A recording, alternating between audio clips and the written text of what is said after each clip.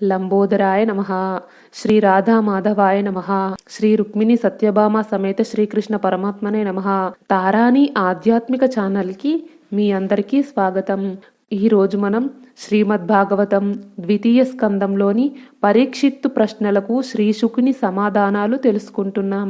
భగవదవతారాలు, విశ్వసృష్టి గురించి నారదునకు బ్రహ్మ చేసిన బోధను విని శ్రీశుకుని పరీక్షిత్తు ఇలా ప్రశ్నించాడు.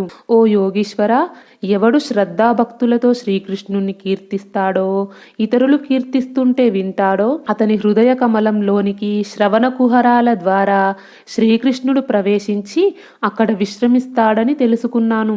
ఆయన చరణకమల ద్వయాన్ని ఆశ్రయించి ఆ ఆనందాన్ని చవిచూచినవాడు వాటిని మరీ విడువడు కదా.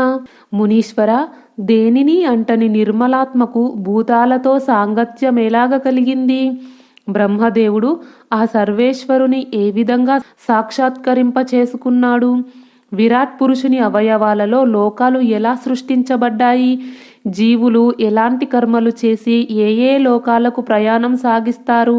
ఈశ్వరుడు తన మాయచే సమస్త కర్మలకు సాక్షిగా ఉంటూనే ఆ మాయకు అతీతుడై ప్రభువై ఎలాగ క్రీడిస్తాడు?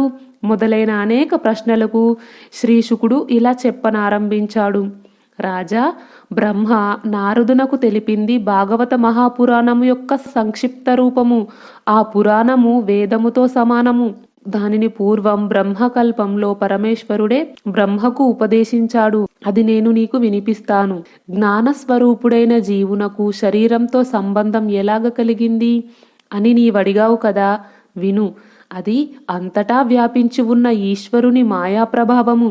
నారాయణుని యోగమాయా ప్రభావం చేత జీవుడు పంచభూతాలతో కూడిన దేహముతో సంబంధం కలవాడు అవుతాడు. క్రమంగా బాల్య, కౌమార, యవ్వన దశలు పొందుతాడు. దేవ మానవాది శరీరాలను స్వీకరిస్తాడు.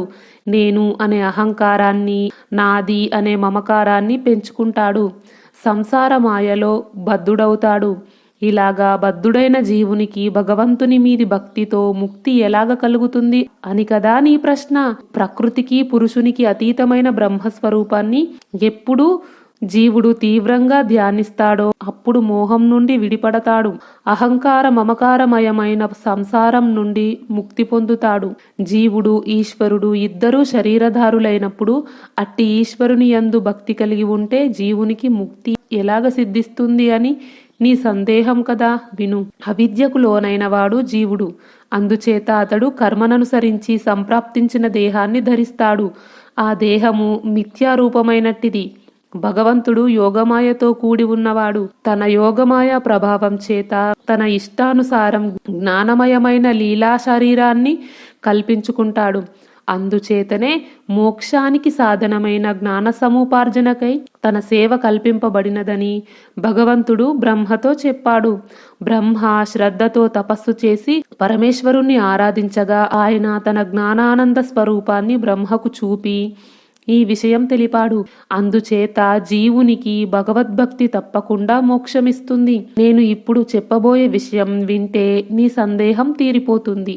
కల్పారంభంలో ఒకనాడు బ్రహ్మదేవుడు తన నివాసమైన పద్మానికి మూలమేమిటో తెలుసుకోగోరి జలములో ఎంత వెతికినా దానిని కానక విసిరి వేసారి మళ్ళీ వచ్చి ఆ పద్మంలోనే ఆసీనుడయ్యాడు. జగత్తును సృష్టించాలనే సంకల్పం వచ్చింది కాని గతించిన కల్పంలో తాను చేసి ఉన్న సృష్టి పరిజ్ఞానం గుర్తుకురాక ఆలోచన తోచక చింతాక్రాంతుడైనాడు. జడత్వం ఆవేశించింది. ఆ సమయంలో జలమధ్యం నుండి స్పష్టముగా తప తప అని వినవచ్చింది. ఆ శబ్దాన్నెవరు ఉచ్చరించారో తెలుసుకోగోరి అంతటా వెతికి ఎవరూ కనపడకపోవడం వల్ల మళ్ళీ పద్మాసనుడై ఆలోచించగా తపస్సు చేయుమని తనను ఆ శబ్దం హెచ్చరించినట్లు స్ఫురించింది. వెంటనే ప్రాణాయామం ప్రారంభించి ఇంద్రియాలను స్వాధీనపరుచుకొని మనస్సును ఏకాగ్రపరిచి 1000 దివ్య సంవత్సరాలు ఘోర తపస్సు చేశాడు. ఆ తపస్సుకు విశ్వం వేడెక్కిపోయింది. శ్రీహరి ప్రసన్నుడై బ్రహ్మకు ప్రత్యక్షమయ్యాడు. వెంటనే బ్రహ్మకు వైకుంఠపుర దర్శనం కలిగింది. అది శుద్ధ సత్వగుణానికి నిలయము. అక్కడ కాల ప్రభావము లేదు. అది అన్ని లోకాల కంటే అత్యుత్తమమైనది, సమస్త దేవతలకు ప్రస్తుతింపదగినది. అక్కడ లోభము, మోహము, భయము అనేవే అసలుండవు. అక్కడికి పోయిన వారు తిరిగి రావడం అంటూ జరగదు. అలాంటి అనంత తేజో విరాజితమైన వైకుంఠపురాన్ని సరోజ సంభవుడు దర్శించుకున్నాడు. అక్కడి భవనాలు, విమానాలు దివ్యమణి కాంతులతో దేదీప్యమానంగా తేజరిల్లుతూ సూర్యకాంతిని మించి ఉంటాయి. అక్కడ కల్పవృక్ష వనాలుంటాయి. అక్కడి పక్షులు నా దైవం కేశవాత్ పరహ అంటే కేశవుని కంటే పరదైవం లేదు అని, విశ్వం విష్ణుమయమఖిలం అని, మంగళం మధుసూదన అని, పద్మాక్ష జయము జయము అని పలుకుతూ ఉంటాయి. తుమ్మెదలు శ్రౌషట్ వషట్ స్వాద లాంటి వైదిక శబ్దాలతో ఝుంకారం చేస్తాయి. ఈ విధంగా వైకుంఠము వైభవోపేతంగా దివ్యమంగళ లీలా విలాసాలతో సుమనోహర సుందరంగా ఉన్నది. సునందుడు, నందుడు, అర్హనుడు, ప్రబలుడు మొదలైన వారు ఆ పరమేశ్వరునికి సేవ చేస్తూ ఉంటారు. వాళ్ళంతా విష్ణువులే, నీలాదేహులు, పీతాంబరధారులు, రత్నాభరణ భుజకీర్తిదారులు, నిత్య యవ్వనంతో నిగనిగలాడేవారు, శ్రీహరి రూపదారులు. ఆ భగవంతుని పాదపద్మం నుండి పావనగంగా ఉద్భవించింది. శ్రీ మహాలక్ష్మి ఆయన వక్షస్థలంలో నివసిస్తుంది. కరుణా తరంగాలుగా ఉట్టిపడే ఆయన కనుదోయియే సూర్యచంద్రులు. జగత్స్రష్ట అయిన బ్రహ్మ ఆయన నాభికమలం నుండి ఉద్భవించాడు. ఆదిశేషుడే ఆయనకు శయనము, గరుడుడే ఆయన వాహనము. ముక్కోటి దేవతలు, మునులు ఆయనను సేవిస్తూ ఉంటారు. సమస్త లోకాలకు తండ్రి అయిన పరమేశ్వరుని బ్రహ్మదేవుడు కన్నులారా చూశాడు. ఆ పరమపదంలో ఎల్లవేళలా జ్ఞానము, సిరి, కీర్తి, బలము, ఐశ్వర్యాదులతో ఉన్నవాడు. జగత్పతి, యజ్ఞేశుడు, అనంతుడు, అచ్యుతుడు, పంకజాక్షుడు, లక్ష్మీపతి, ఆద్యాంతాలు లేనివాడు, వికారశూన్యుడు, కరుణాసాగరుడు, యాదవాదినాథుడు, వృద్ధిశీలుడు, సహనశీలుడు, విష్ణుడు, కళ్యాణ గుణ సహితుడు, కాంతిమంతుడు, మందహాసామృతాన్ని విరజిమ్మేవాడు, నిజభక్తత్రాణ పరాయణుడు, పీతాంబరధారి, త్రిలోక సుందరుడు, అందెలు, కుండలాలు, కిరీటము ఇత్యాది భూషణాలు ధరించేవాడు, యోగీశ్వరుడు, వక్షస్థలమున లక్ష్మిని ధరించినవాడు, చిన్మయుడు, దయానిధి, చతుర్బాహుడు, రత్నమయ సింహాసనాసీనుడు, సునందనంద కుముదాదులచే సేవింపబడేవాడు, ప్రకృతి, పురుషుడు, మహత్తత్వము, అహంకారము అనే 4 శక్తులు, కర్మేంద్రియ, జ్ఞానేంద్రియ, మనో, మహాభూత తన్మాత్రలనే శక్తులు తన చుట్టూ చేరి కొలుస్తుండగా కోటి సూర్యుల కాంతితో భాసించేవాడు. ఇతరులకు లభ్యం కానివి తనకు మాత్రమే స్వభావ సిద్ధమై ఉన్నట్టివి అయినా సకలైశ్వర్యాలతో ప్రకాశించేవాడు. నిజస్వరూపంలో నిత్యము వినోదించేవాడు. సర్వేశ్వరుడు, పరమపురుషుడు, పురుషోత్తముడు, పద్మాక్షుడు అయిన నారాయణుణ్ణి చూసి అత్యంత ఆనందముతో వికసించిన హృదయారవిందము కలవాడై బ్రహ్మదేవుడు గగుర్పాటుతో ఆనంద బాష్పాలతో తడిసిన చెక్కిళ్లతో ఆ పరమేశ్వరుని పాదపద్మాలకు తన 4 శిరస్సులు తగిలేటట్టు ప్రమాణాలు చేశాడు. తన నాభికమలం నుండి పుట్టిన పుత్రుడు, దేవతలలో జ్యేష్ఠుడు, సృష్టికర్త అయిన బ్రహ్మ నమస్కరించేసరికి శ్రీహరికి దయ పొంగి పొరిలింది. ఆనందంతో ఆయన ముఖారవిందము విప్పారగా విధాత శరీరాన్ని నిమిరి ఇలా అన్నాడు: సరోజ సంభవ, నీ తపోనిష్టకు, సృష్టి చెయ్యాలనే నీ శ్రద్ధకు నేను సంతసించాను. నీకు వరమిస్తాను, కోరుకొనుము. నీపై అనుగ్రహంచే నేను నీకు నా వైకుంఠ ధామాన్ని చూపాను. తపస్సే నా స్వరూపం గనుక తపస్సంటే నాకిష్టము. ఆ తపస్సు వలననే నేను సృష్టి స్థితి లయాలను కావిస్తుంటాను. నా యందలి భక్తికి తపస్సే మూలధనము. నీ తపస్సు ద్వారా నీ కర్మలు, మోహము తొలగిపోయినవి. నీ మనోభిష్టమేమిటో చెప్పు అనగా బ్రహ్మ ఇలాగా విన్నవించుకున్నాడు: స్వామి, యోగీజన హృదయాంతర్యామి, అవ్యక్తుడవై ప్రకాశించే నీవు వివిధ శక్తులతో వృద్ధి పొంది విలసిల్లే బ్రహ్మాదుల రూపాలను నీయంతట నీవే ధరిస్తూ ఉంటావు. సాలెపురుగులాగా జగత్తుకు సృష్టి స్థితి లయాలను నీవే జరుపుతున్నావు.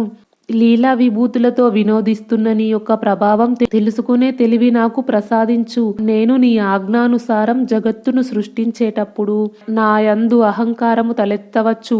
దానిని నీవు హరింపవలసిందిగా ప్రార్థిస్తున్నాను. బ్రహ్మతో భగవానుడు ఇలా అన్నాడు, నాయన, శాస్త్రార్థ విచారణ జ్ఞానము, నాయందు భక్తి, ఉత్తమమైన సాక్షాత్కారము, ఈ మూడు నీ మనస్సులో నిలుపుకొనుము. నా స్వరము, స్వభావము, ప్రభావము, అవతారాలు, వాటిలో నేను చేసే కర్మలు, వీటన్నింటినీ గ్రహించే తత్వజ్ఞానము నా అనుగ్రహం వలనని నీకు కలుగుతుంది.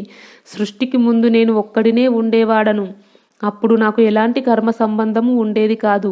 స్థూల రూపము, సూక్ష్మ రూపము, వాటికి కారణమైన ప్రకృతి నా అంశమందే అప్పుడు లీనమై ఉంటాయి. అందువలననే నేనొక్కడినే తప్ప నాకంటే వేరైన మరొక పదార్థం అంటూ ఏదీ ఉండదు. సృష్టికాలంలో జన్మించిన జగత్తంతా నా స్వరూపమే అని గ్రహించుము. కమలాసన, కల్ప ప్రళయాంతములో ఆద్యాంతాలు లేని వాడినై పరిపూర్ణమైన నిత్యమహిమతో పరమాత్ముడనై ఉంటాను. నా మాయ గురించి నన్నడిగితివి, కొద్దిగా చెప్తాను విను. భ్రాంతి వలన ముత్యపు చిప్పలో వెండి ఉన్నట్లు అనిపిస్తుంది. అలాగే లేని వస్తువు ఉన్నట్లు తోచి పరికించి చూడగా లేదని స్పష్టమవుతుంది. ఇదే నా మాయా విశేషం అని తెలుసుకొనుము.